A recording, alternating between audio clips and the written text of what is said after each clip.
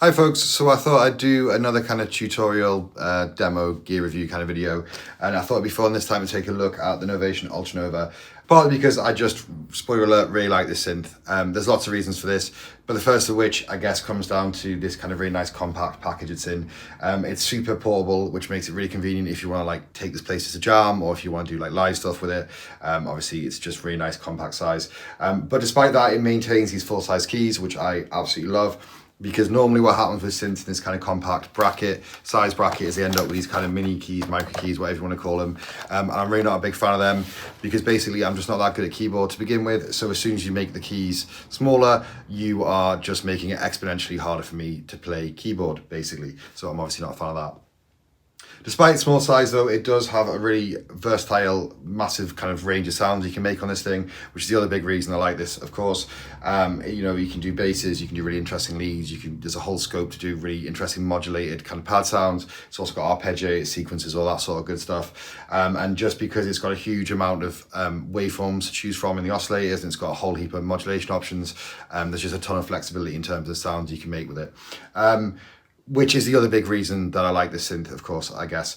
For me, what I kind of use it for a lot, I suppose, is in the early stages of producing a piece of music, writing a piece of music, I'll use this to kind of map out the general vibes that I want for the different kind of layers, different instruments I'm making, just because it's so versatile. I can do like basses, I can do leads, whatever, I can do pads, and use this to kind of map out the vibe or the sort of sound I want. And then sometimes I'll go through and I'll replace the layers, some of the layers I've done on this with sounds that are kind of inspired by the sounds I made on this, but on other synths, kind of like, so I kind of got the vibe on this first and then made it on a different synth, I guess. But then a whole lot of the time, sounds I've kind of mapped from this will just make it to the final version of the track, to the final mix down. And I'd say it's probably my most widely used synth. I think in the last maybe 5-6 years, probably at least 50 or 60% of the music I've released has had sounds from this synth on it. So for that reason alone, I thought it'd be interesting to do a video on it. Other than that, I mean, it's also got a vocoder, which is obviously super fun. I think I maybe use it twice, but it's obviously good to have these things, I suppose. So what we'll do next is we will take a look at the kind of functionality, like how you program sounds and the settings and all that sort of good stuff. Then we'll move on to some sound demos, so you can hear how it sounds, obviously. And then at the end, there'll be a more thorough review kind of conclusion, where I'll discuss some more stuff that I like about it, but also some stuff that I'm maybe not as keen on. So first things first, you can move through the sounds using this knob up here. There are 4 banks in total. The first 3 are preset sounds, so A, B, and C, and then the 4th bank D has your initial patching, or your kind of blank starting kind of sound that all synths have. As I said, there's quite a lot of sounds on this thing, so there's 3 banks, all 127 sounds in. There is, I find, a tendency towards the cheesy with the presets. Don't let it put you off. The synth has got a whole heap of capability. Just some of those presets are a bit on the cheesy side, especially now it's like 10 years old, and it's kind of not really that current sounding, I guess, some of those presets. But anyway, I digress. So when I'm starting to make a sound, usually the first thing I look at will be the oscillator. So to access the oscillator section, we press this button here. Pretty straightforward interface in that regard. It's the same for the other sections like mixer, filter, modulation, all that sort of stuff. The oscillator itself has 2 pages of settings. So this first one is specific to the individual oscillator you're on. So you select oscillator 1, for example, oscillator 2, oscillator 3, that's how you kind of move between them. And then the next page is kind of more global across all the oscillators. And it's kind of like that on some of these other settings as well. They often have multiple pages, and some pages are kind of like global and some are to the specific, say, envelope 1, envelope 2, whatever. So to modulate or change a parameter, you use the knob that's directly above it on that page. So for example, this knob on this page here, page 1 of the oscillator section, will control the tuning in terms of semitones. The first page is fairly straightforward for each of the oscillators. We've got a tuning control, so both coarse and fine. The V-Sync's kind of interesting. This is a way of adding extra harmonics to the sound. It's kind of an extra kind of virtual oscillator, I think they call it, in tandem with the one you're actually using, which the way it's synchronized up using this control will add extra harmonic material. So hopefully you can hear that kind of change in the harmonics. So that's kind of an interesting feature. So moving on to the waveform shape itself, obviously you've got your usual standard kind of analog sounds, as they call them, analog waveforms, so like as you would hear on analog synth in inverted commas. So we've got sine, obviously, saw, various saws, square, pulse width, all that sort of stuff. So once you've moved past the like analog waveforms, as it were, you get into the digital waveforms, which are kind of like sampler, kind of rompler kind of waveforms. So we've got like an electric piano, for example. There's like claves, I think, bells. And they're not like samples of acoustic instruments. I think they're samples of like other synths or sort of meant to sound like that. So they're kind of useful if you want that kind of sound, I guess. Once you move past the various digital waveforms, you get to the wavetables, which is where things get interesting again for me anyway. So a wavetable is essentially a collection or bank of waveforms that are moved between over time by a process called interpolation, where essentially a smooth transition is created between one waveform and the next. You'd have like the waveform 1 would then smoothly transition into waveform 2, which is smoothly transition to waveform 3, etc. Which creates a sound with kind of this evolving texture, which I guess is meant to mimic kind of more complex acoustic sounds, things like that maybe, but add a whole heap of kind of sonic interest to your synth sounds. On here, it's not the clearest kind of thing, it just says wavetable 2. This synth does also have a software editor, like a VST plugin you can load that controls all of these settings on your computer, which makes this a lot more clear, so I'll put that on the screen now. But basically you can see on there that there's these banks, or these tables basically, of various waveforms that will be transformed smoothly between over time to create an evolving texture. And there's about 30 of them. I think they're pretty interesting. Once you've gone past them, there is also the option to send audio in left and right channels as inputs on the back there. You can also use this as a sound card as well, on audio interface, which is quite useful, I guess. And you can control the kind of level that you hear this, you monitor the input sound via this crossfade thing over here, should you wish. But you can also use those in the oscillator section as well. So I've just put a wavetable sound back on to kind of show the next feature, which is the pulse width or the index. So for the waveforms that aren't in the wavetable, this controls the pulse width. So for example, on the pulse width waveform, this is literally the width of the kind of waveform, the pulse width of it. On the wavetable sounds, it controls the index or the starting point of the wavetable, which has a big impact on the overall sound. So you can hear that, how that changes the sort of timbre of it as you go through that. The next one is the hardness, which is another kind of harmonic thing. So the idea of this is to make the waveform sound kind of harder or softer, I guess, in terms of its harmonic content. Not entirely sure the science behind that one, but that's basically what the manual says about it. Next one's density. So this is how many extra copies that waveform are layered back into the sound. So at the minute we've got wavetable 13, but if I turn the density up just on its own, what's going to happen is it's going to layer in a bunch of extra copies of that, which right now doesn't make a ton of difference, but when we change the next control, you'll hear it more. There's basically a detune option for these layered waveforms. So say you stacked up like 10 waveforms or whatever, I don't know. I'm not entirely sure what this translates to in terms of actual numbers of waveforms, but imagine that's added an extra 10 copies of that same waveform. This will essentially detune those copies to make like a really fat kind of sound.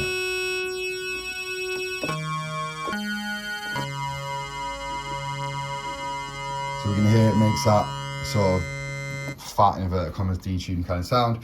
So that's really cool. There's a lot of sort of play there, a lot of room there to make some really harmonically interesting sounds, which I think is kind of the trick with this synth. I guess the waveforms on their own, none of them sound that interesting.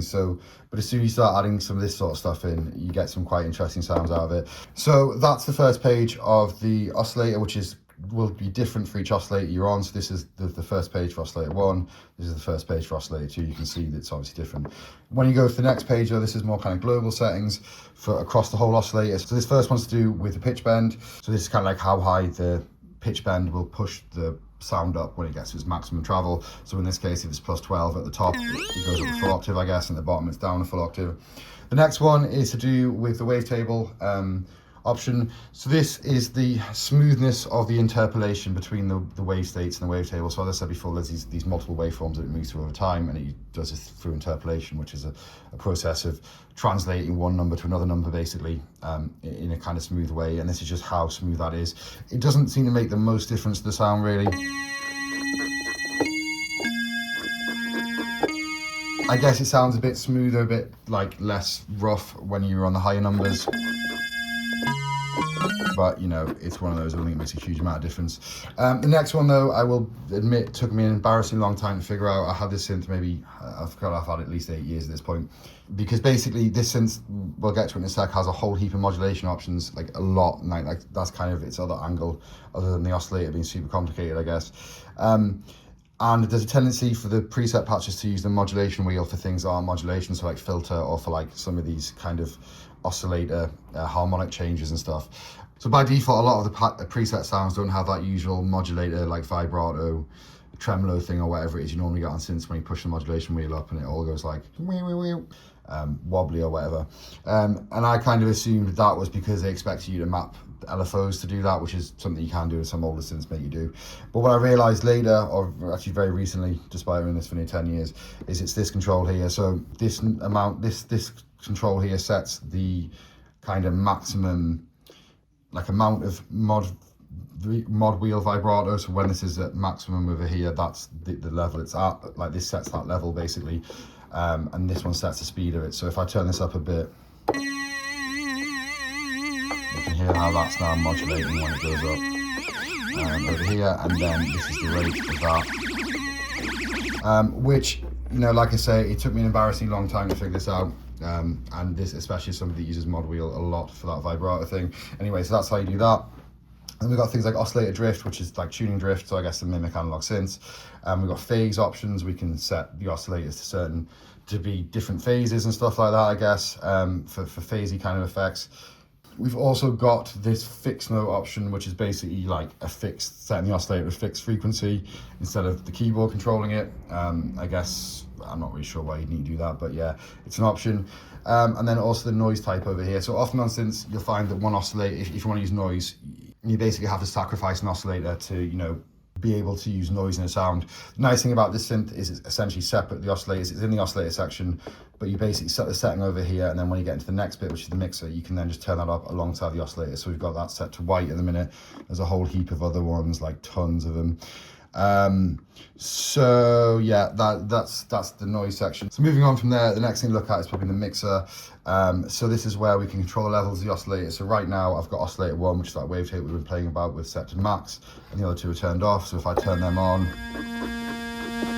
you can hear now we've got the other 2 oscillators. They're both currently set to saw waveforms, I think. Yeah, so that's the wavetable, and then we've got these 2 saw ones over here. We can also do things like ring modulation. So that's now effectively ring modulating oscillator 1 with oscillator 3. You can do it with ring modulate oscillator 2 and 3 as well if you want. There's a noise level, so this brings in that noise source.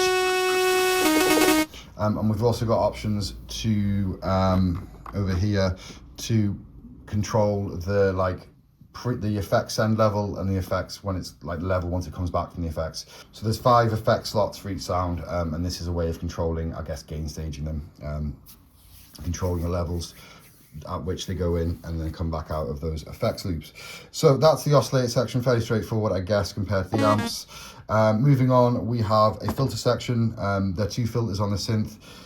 Fairly straightforward in terms of editing them. You got your frequency, you got your resonance. Often there's a tendency for preset sounds to have this big knob over here, white, like rigged up to like the filter controls as well. So you'll find that a lot. There's a way of setting that in the modulation sources, I think, as well, which we'll come back to.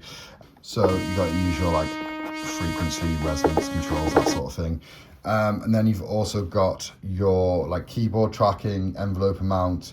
You've also got your type of filters. There's a whole heap of options of filter type here. So low pass, band pass, high pass, all that sort of stuff. And different slopes and things. So that's what the number means. It's the roll-off slope of the filter. It kind of illustrates one thing that is somewhat irksome about the synth, is because there's so many options for every single one, is you endlessly end up scrolling through them all to find the right one you want. And the screen itself isn't great. It's very kind of like quite low contrast, and also it takes ages to update, or it has a really slow update rate or refresh rate. So when you're scrolling, you have to kind of wait for it to update before you can move on to the next one, so you don't miss stuff, which then means you can only scroll at kind of this speed, which gets quite annoying, especially when some of the menus, like for example, there's like, I don't know, what, 600 presets nearly on this thing. or more than 600 presets, so scrolling through all them can take some time if you want to find a sound. And then obviously options like this and the oscillator maybe has like, what, 40 odd waveforms or something, so scrolling through all them can be a bit tiresome. Obviously the software editor does make that a lot more ergonomic, so there's that, I guess.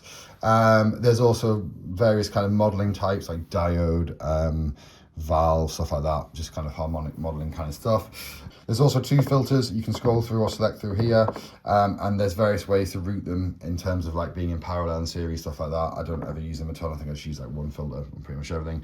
But there are options there to do stuff with multi-stage filtering, I guess, as well. Moving on to the envelopes. So the first 2 envelopes are earmarked. The first one's earmarked for the amp, and the second one's earmarked for the filter, so they're always set up for you, which is handy. And then the remaining 4 are ones that you can modulate other parameters with, which we'll look at in a sec when we get in the modulation. But they're, again, just your usual, all of them are just your usual ADSR envelopes, basically. So moving on now to the LFO.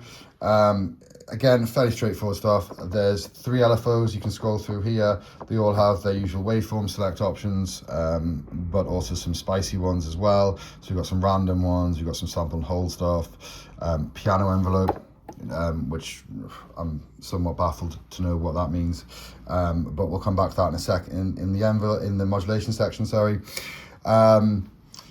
There's also things like phasing, slew, sync, all that sort of good stuff. Fairly standard LFO things. So moving on now to the modulation section, which is kind of like one of the big deals, I guess, with this synth, or one of the things that makes this synth have the sound that it does, or the possibilities it does. It's quite frankly incredibly complicated. Some might say too complicated. I guess I'll let you guys be the judge of that. It's basically like a matrix with 20 slots. Yes, indeed, 20 slots. So you scroll through the slots up here using this knob, like so. So if we go down to slot 1, for example, we can see that each slot has 2 sources that it can accept, I guess, control values from. So this could be an LFO, it could be the mod wheel. There's a whole heap of things you can use. You can use mod wheel, like I said, also aftertouch. Well, I don't know if I've mentioned that, this thing's got aftertouch, because of course, why not make the most complicated synth in the universe even more complicated?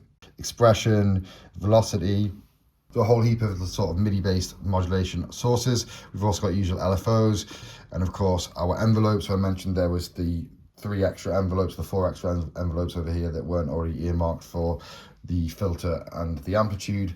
They can all be selected as a source in here as well. Yeah, and that's about the size of that, I guess. So say, for example, I wanted to use an LFO1 to control the pitch of a certain oscillator. I'd choose a slot to do this in, so in this case number 1, I'd set my source as LFO1. I would then find the destination I want to send it to, so say os1 pitch, and then I would turn up the depth to make that sort of do the thing. So we can now hear that's obviously modulating the pitch of that particular oscillator. So that's kind of the modulation in a nutshell. Obviously, as I said, it's very cumbersome when you do it on this interface, just because, well, I mean, number one, I don't think you're ever going to need 20 slots for modulation. I think that's just excessive. But, you know, I guess it's nice to have them, but having to scroll through all these different things is a bit cumbersome. As I said, the software edit does exist and does make this a lot easier. I think it's one of the good reasons to use a software editor is for the modulation stuff if you want to do a lot of that, but it's not essential, as I said. So the next thing to look at is probably this voice section over here, which controls the voicing. So we've got things like unison,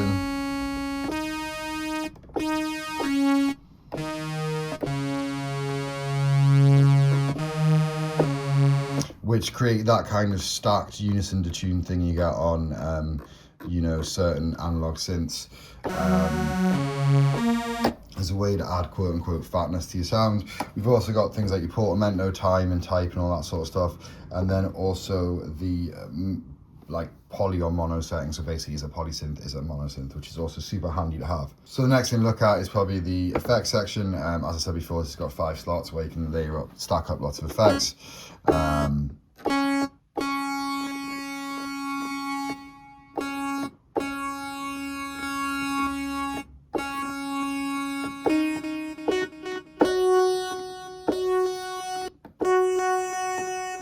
you can, you know, really stack those effects up if that's what you're into. There's also a vocoder, which I think I must admit I've used about twice in the entire time I've had this, so we'll not really dive into that today. If you want to figure that out, I think you're on your own with that one. So moving on from the effects, the ARP section is probably worth taking a look at. You turn it on by pressing that button there, rather obviously, and then you hit settings and it takes you into the actual settings for the ARP. So at the minute it's on 8. It's got all your usual, you know, divisions. It also has things like triplet versions of them and dotted versions as well. I actually really like the dotted ones. I've used them in a few songs. It gives a slightly different groove that you don't always get on other arpeggiators, which is quite cool. We've got obviously the style, so up, down, up and down, all that sort of stuff. Then patterns as well. So I'll just put it on 16th so we can maybe hear it a bit easier. Where's regular 16ths? There we go.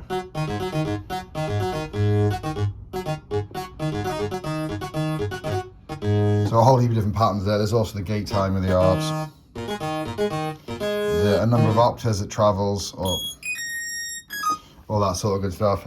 Velocity, the BPM, it's weird. You can set a BPM here that I believe is overridden by the global BPM settings. So there are global settings in this bit over here where you can set things like the clock and stuff. Yeah, so we've got it set to USB at the minute. But then also on the oscillator itself also has a separate clock. I'm not sure why that is, because I understand that the global master clock, whatever, will override that. I guess that's so you can save it at a certain BPM for when you're not using the MIDI clock. I suppose that makes sense. There's also latch, so when this is on, obviously it latches, so that'll just keep playing forever, which is pretty standard. There's also this chord function thing, which I guess you can program maybe intervals in, or to certain chord types in or something. I don't think I've ever figured out that quite how to use that, but I imagine it's kind of like an auto chord thing, whatever. So fair enough. So yeah, that's about the size of it for most of the features that I use. There is also a compare button here, which if you edit a save sound, you can press this to flick back to the unedited version to compare it. I believe this button is the one that you use to save sounds. I don't save them a lot, I think it is. This basically got eaten by a rabbit, which is why it doesn't have the labeling on it. If anyone was wondering, basically I got the second hand, and the person who had it before had a rabbit, and the rabbit ate this button, which was one of the reasons I think they sold the synth, basically. So yeah, that's kind of the bulk of the functionality. There's a whole heap of stuff you can do with mappings, where you can map these knobs to certain things in performance mode, so that you don't have to go in the settings to access different parameters all the time. And then also that one can be mapped to things as well. We've kind of covered the mapping in the mod wheel, but you can do very similar stuff with all of these knobs when they're not being used to edit sounds and stuff. Never really done much with that, but it is definitely an option on there as well.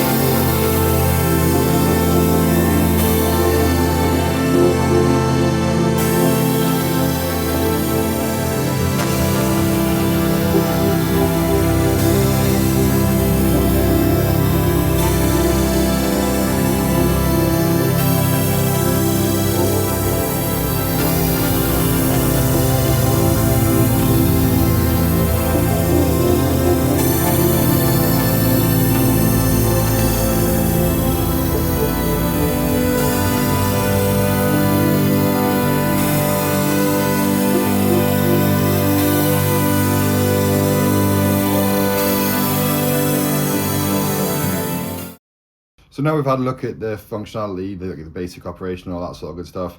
I promised you guys a bit more of a review, I guess.